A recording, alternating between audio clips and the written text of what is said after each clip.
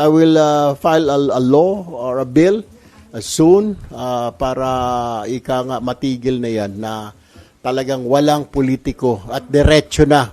Ang gagawin na lang, dapat naman talaga, dapat ganun ang pagkaintindi ko when I was still a journalist. I really thought na pag-ayuda, tatawag ka lang, kagaya na ginagawa namin, sa radio pa ako. We asked the secretary, baka pwede ito, hindi makalabas ng ospital. Then the secretary will send his people para bayaran yung mga bill or mga AIC. Sir, binagyo po itong ganito.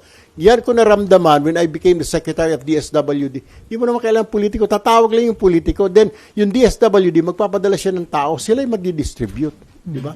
Bakit mo bibigyan yung politiko ng AICs? Bakit mo bibigyan siya ng MAIP? You don't, di ba? Padiretsuhin mo yung tao mo, yung constituent mo, o dumiretso yung constituent sa DSWD.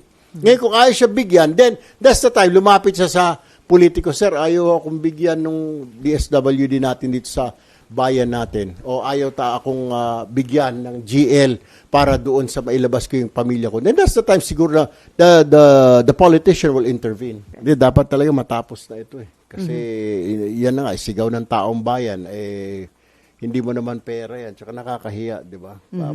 Bakit mo angkinin, ikaw pa namimigay, ikaw pa mag-aabot ng 5,000 na AIX, ikaw pa magbibigay ng GL mismo, hindi mo naman pera yun. By the way, ito pong may nakafile na po kami na AIX bill sa Senate ngayon. We will just include this anti-EPAL.